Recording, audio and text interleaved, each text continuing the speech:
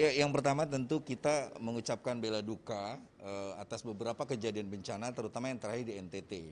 Yang kedua, mengapresiasi kerja pemerintah yang cepat tanggap untuk terjun di tengah-tengah korban, terutama di Lembata, Polres Timur, dan juga di Adanora yang terakhir.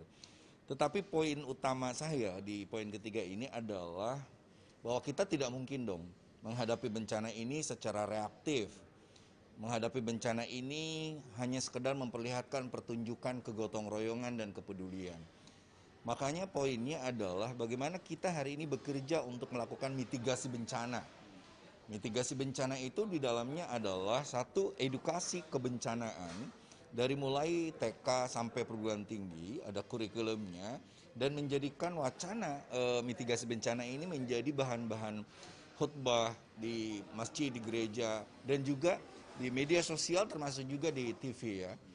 Nah, yang kedua, kita tentu sedang melakukan revisi Undang-Undang Penanganan Bencana yang poin utamanya Panja ini menginginkan ada penguatan BNPB, ada penguatan BPBD, ada penambahan anggaran yang signifikan tidak hanya mengandalkan DSP, dana siap pakai. Nah, sehingga profesionalitas BNPB itu betul-betul dengan penguatan institusi dan juga anggaran akan lebih kuat gitu. Termasuk juga kita minta di BPBD daerah itu agar betul-betul pejabatnya pejabat yang ngerti bencana. Tidak sekedar orang yang biasanya di dinas udah nggak kebagian dinas-dinas yang di atas baru masuk di BPBD. Nah, anggarannya seperti itu. Nah, dan pejabat ini pula yang nanti akan juga memberikan warning kepada bagaimana alih fungsi lahan. Bagaimana pengelolaan taman wisata yang kadang-kadang misalnya kita lihat di Alor ya, di pinggir pantai itu udah kosong dari tanaman bakau, udah kosong dari tanaman-tanaman yang bisa menahan ombak dan banjir itu. Nah, sehingga kita pun berharap Presiden bisa datang ke Pulau Adanora, kita pun berharap juga penanaman kembali pohon, izin yang betul-betul memiliki AMDAL, itu menjadi hal yang penting bagi pemerintah.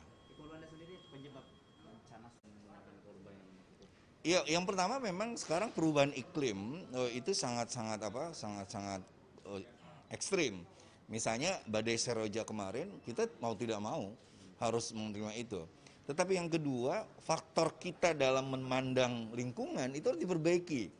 Sehingga istilah saya, kalau kita mengenal habluminallah, hubungan dengan Allah, habluminannas, harus ada yang ketiga, habluminal alam, hubungan kita dengan lingkungan, hubungan kita dengan alam semesta ini.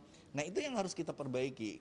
Jadi saya kritik ya, ada orang yang ketika terjadi bencana ngirim bantuan besar, padahal dia atau perusahaannya adalah orang yang melakukan kerusakan, pertambangan, illegal logging dan lain sebagainya. Ada perintah atau sirkuit out gitu. Ya, Gimana tuh? ya menurut saya jangan sekali-kali kita menyalahkan alam.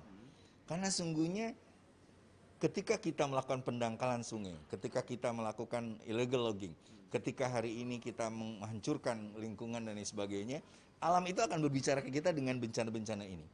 Dengan bencana-bencana ini. Makanya saya berharap sekali lagi kita perbaiki sudut pandang kita dari alam, perbaiki sikap kita kepada alam.